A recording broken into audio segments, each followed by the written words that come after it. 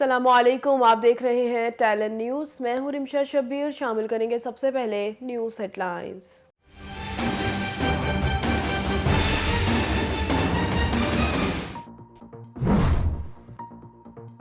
پاک فوج نے ایک بار پھر بھارت کو شرانگیزی سے خبردار کر دیا۔ D G I S P R کا کہنا ہے بھارتی آرمی چیف کا طاقت کی بنیاد پر سیز فائر کا دعویٰ گمراہ کن اور بے بنیاد ہے۔ پاکستان دونوں جانب کشمیری آبادی کے تحفظ کی بنیاد پر رضامند ہوا تھا۔ کسی کو طاقت کے حوالے سے ضم میں نہیں رہنا چاہیے۔ کوئی بھی فریق اسے اپنی طاقت اور دوسرے کی کمزوری نہ سمجھے۔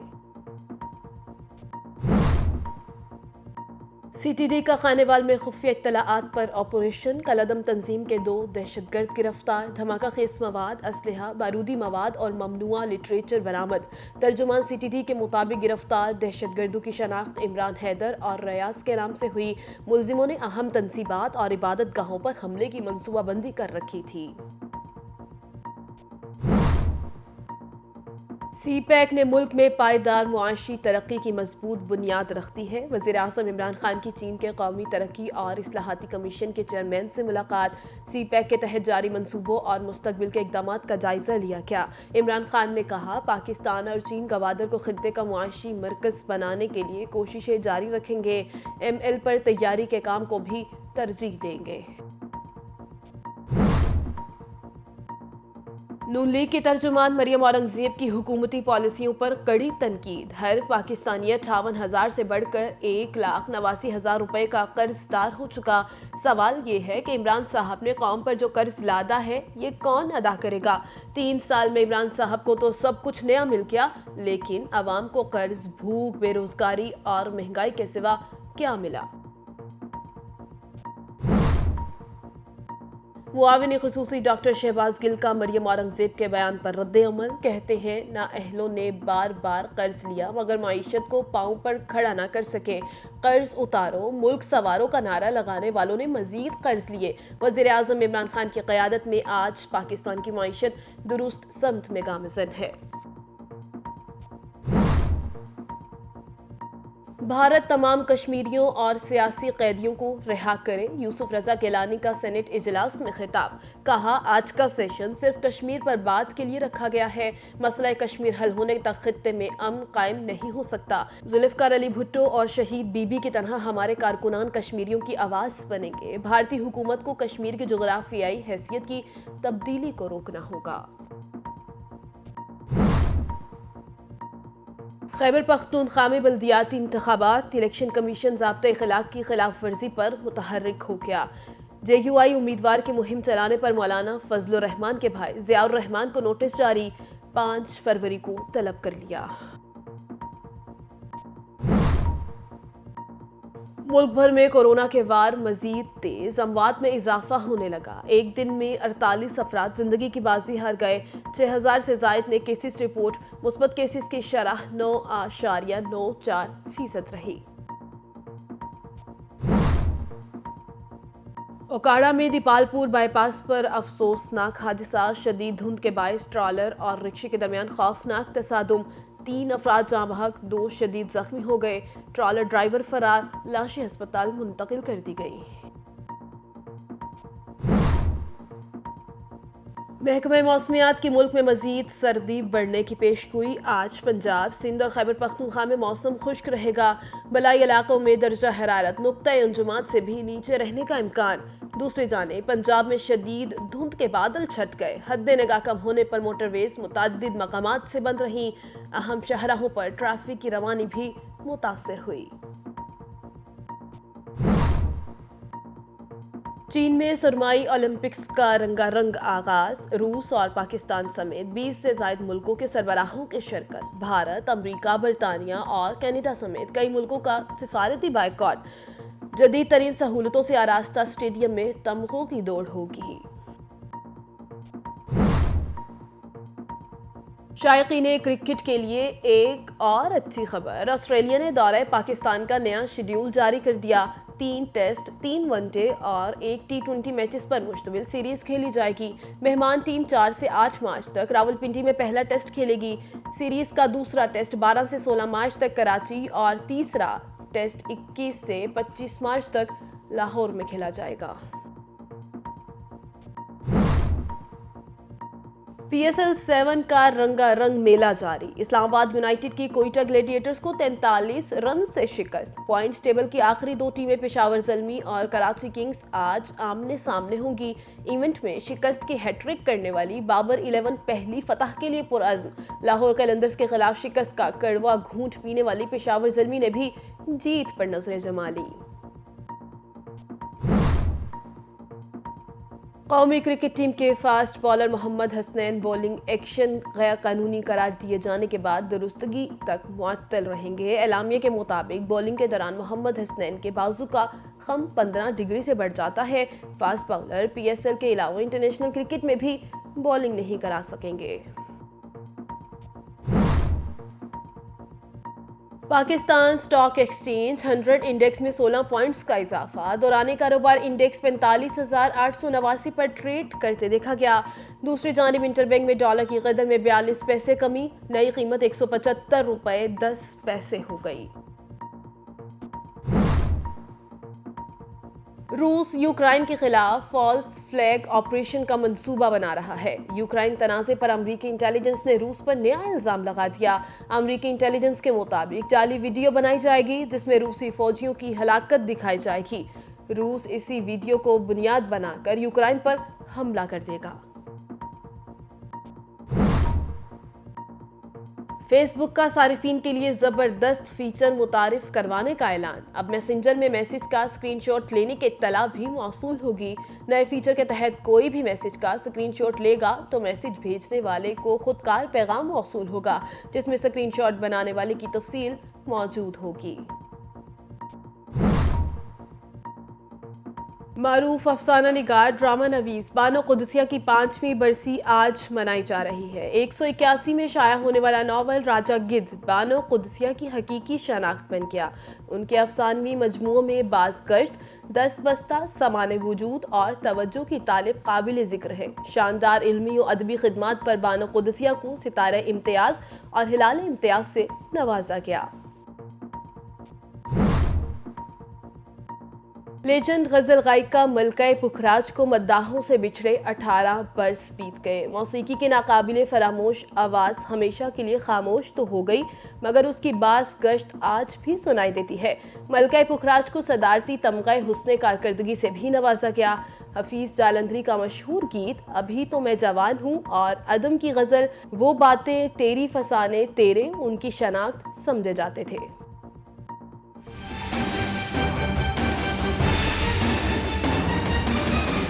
हेडलाइंस आप जान चुके। बुलेटिन का बाकायदा आगाज करें और सबसे पहले आपको बताएं कि DGISPR ने कहा है कि भारतीय आर्मी चीफ का ताकत की बुनियाद पर सीज फायर का दावा गलत है। भारत का ताकत की बुनियाद पर सीज फायर का दावा बेबुनियाद है।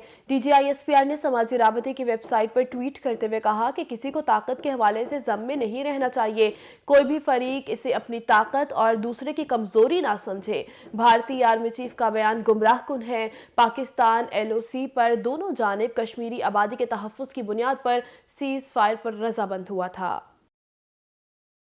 इंसदादे दहशतगर्द फोर्स ने खानेवाल में खुफिया इत्तला पर ऑपरेशन करते हुए कलअदम तंजीम से ताल्लुक रखने वाले 2 दहशतगर्द गिरफ्तार कर लिए। तर्जुमान CTD के मुताबिक ऑपरेशन खुफिया इत्तला पर किया गया जिसके दौरान खानेवाल में कलअदम तंजीम दाइश के 2 दहशतगर्द गिरफ्तार किए गए। तर्जुमान के मुताबिक ऑपरेशन के दौरान दहशतगर्दों के कब्जे से धमाका खेज मवाद, असलहा, बारूदी मवाद और ममनुआ लिटरेचर बरामद किया गया है। गिरफ्तार दहशतगर्दों की शनाख्त इमरान हैदर और रियाज के नाम से हुई। दहशतगर्दों ने अहम तनसीबात और इबादत गाहों पर हमले की मनसूबाबंदी कर रखी थी। तर्जुमान के मुताबिक दहशतगर्दों के खिलाफ मुल्तान में मुकदमा दर्ज कर लिया गया है जबकि उनके मुमकिना तौर पर मौजूद साथियों की गिरफ्तारी के लिए कोशिशें की जा रही हैं। आगे बढ़ें और आपको बताएं कि वज़ीर आज़म इमरान खान ने कहा है कि CPEC मंसूबों ने मुल्क में पायदार मुआशी तरक्की की मजबूत बुनियाद रखती है। वज़ीर आज़म इमरान खान की चीन के कौमी तरक्की और इस्लाहाती कमीशन के चेयरमैन से मुलाकात हुई। मुलाकात में CPEC के जारी मंसूबों और मुस्तकबिल के इक़दामात का जायज़ा लिया गया। बीजिंग चीन के सियासी मुशावरती काउंसिल के वाइस चेयरमैन भी मुलाकात में शरीक थे।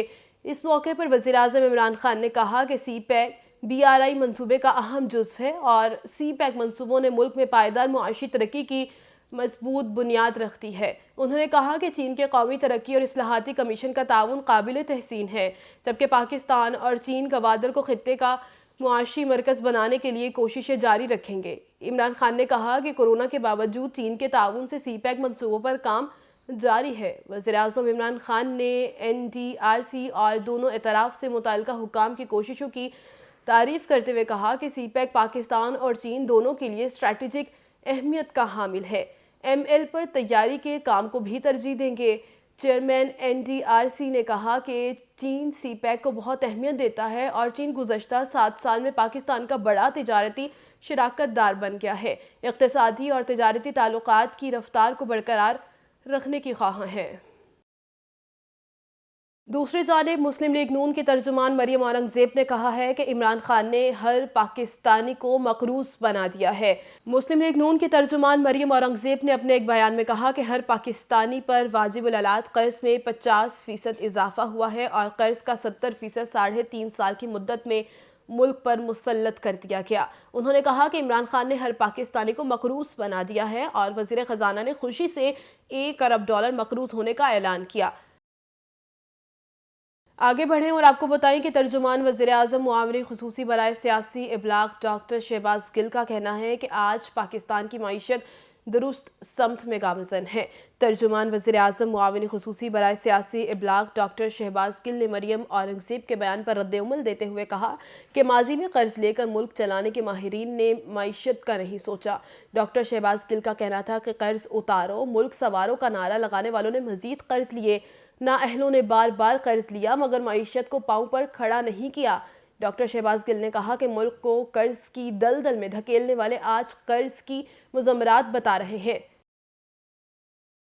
آگے بڑھیں اور آپ کو بتائیں کہ بیجنگ ونٹر اولمپکس 2022 کا آغاز آج ہوگا۔ وزیراعظم عمران خان افتتاحی تقریب میں شرکت کریں گے۔ چین کے وزارت خارجہ کی ترجمان کے مطابق چینی صدر شی جن پنگ اور وزیراعظم عمران خان سمیت دوسرے عالمی رہنما ان مقابلوں کی افتتاحی تقریب میں شرکت کریں گے۔ بیجنگ ونٹر اولمپکس مقابلے 4 سے 20 فروری تک ہوں گے، جس کے بعد پیرا اولمپکس ونٹر مقابلوں کا 4 مارچ سے 13 مارچ تک انعقاد کیا جائے گا۔ ادھر اقوام متحدہ میں پاکستان کے مندوب منیر اکرم نے ونٹر اولمپکس مقابلوں 2022 کے کامیاب انعقاد کے حوالے سے چین کے لیے نیک خواہشات کا اظہار کیا ہے۔ یہ مقابلے چین کے نئے قمری سال کے موقع پر شروع ہوں گے۔ کورونا کی بات کی جائے تو پاکستان میں عالمی وبا کورونا کے باعث گزشتہ 24 گھنٹوں کے دوران مزید 48 افراد انتقال کر گئے ہیں اور نئے مریض 6377 بھی سامنے آئے ہیں۔ National command and operation centre کی جانب سے جاری بیان کے مطابق گزشتہ 24 گھنٹوں کے دوران ملک میں کورونا کی تشخیص کے لیے 64,121 ٹیسٹ کیے گئے، جن میں سے 6,377 افراد میں کورونا وائرس کی تصدیق ہوئی۔ گزشتہ روز اس وبا نے مزید 48 افراد کی زندگیوں کو نگل لیا، جبکہ مثبت کیسز کی شرح 9.94% ریکارڈ ہوئی ہے۔ اس کے علاوہ 1,618 مریضوں کی حالت تشویشناک ہے۔ پنجاب میں 13,219، سندھ میں 7,869، خیبر پختونخوا میں 6,031، اسلام آباد میں 983، بلوچستان میں 368 اور آزاد کشمیر میں 761 مریض جان سے ہاتھ دھو بیٹھے ہیں۔ افسوسناک خبر دیں آپ کو، اوکاڑا میں دیپالپور بائی پاس پر شدید دھند کے باعث ٹرالر اور رکشے کے درمیان خوفناک تصادم کے نتیجے میں 3 افراد جاں بحق جبکہ 2 شدید زخمی ہو گئے ہیں۔ حادثے میں جاں بحق ہونے والے افراد کی شناخت علی احمد، لقمان اور محمد بشیر کے ناموں سے ہوئی ہے۔ ریسکیو ذرائع کے مطابق تمام زخمیوں کو اسپتال منتقل کر دیا گیا ہے، جہاں ان کی حالت تشویشناک بتائی جاتی ہے۔ حادثے کی اطلاع ملتے ہی پولیس موقع پر پہنچ گئی ہے، تاہم ٹرالر کا ڈرائیور موقع سے فرار ہو گیا ہے۔ کھیل کے میدان سے آپ کو بتائیں PSL سیزن 7 میں اسلام آباد یونائٹڈ نے کوئٹہ گلیڈیٹرز کو 43 رن سے شکست دے دی۔ پوائنٹس ٹیبل کی آخری 2 ٹیمیں پشاور زلمی اور کراچی کنگز آج آمنے سامنے ہوں گی۔ نیشنل اسٹیڈیم کراچی میں PSL کا ایک اور تگڑا مقابلہ کراچی کنگز اور پشاور زلمی کے درمیان میچ شام 7:30 بجے شروع ہوگا۔ کنگز اور زلمی میں زور کا جوڑ پڑے گا۔ ایونٹ میں شکست کی ہیٹ ٹرک کرنے والی بابر 11 پہلی فتح کے لیے پرعزم ہے، جبکہ لاہور قلندرز کے خلاف شکست کا کڑوا گھونٹ پینے والی پشاور زلمی نے بھی جیت پر نظریں جما لی۔ اہم میچ کے لیے دونوں ٹیموں نے بھرپور پریکٹس کی، پلان بھی فائنل کر لیے گئے ہیں، جبکہ انگلش آل راؤنڈر کرس جارڈن نے بھی کراچی کنگز کو جوائن کر لیا ہے۔ نمائندگی ملنے کا امکان ہے، جبکہ دوسری جانب پشاور زلمی نے حیدر علی، شعیب ملک اور حضرت اللہ زرزائی سے اچھی پرفارمنس کی امید لگائی ہے۔ زلمی پوائنٹس ٹیبل پر 5ویں، جبکہ کنگز آخری پوزیشن پر موجود ہے۔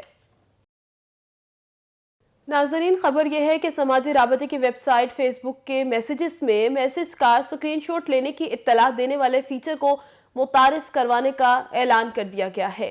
فیس بک کی مرکزی کمپنی میٹا کی جانب سے جاری بیان کے مطابق موبائل میسیجز ایپ میں ایک نئی تبدیلی کی جا رہی ہے، جس کے بعد کوئی بھی میسیج کا سکرین شاٹ لے گا تو میسیج بھیجنے والے کو خودکار میسیج موصول ہوگا، جس میں سکرین شاٹ بنانے والے کی تفصیل موجود ہوگی۔ میٹا کا کہنا ہے کہ یہ اقدام صارفین کو پیغامات کو پہلے زیادہ محفوظ بنانے کے لیے اٹھایا جا رہا ہے۔ اسی کے ساتھ نیوز اسٹوڈیو سے فی الوقت اتنا ہی۔ مزید خبروں اور اپڈیٹس کے لیے دیکھتے رہیے ٹیلنٹ نیوز۔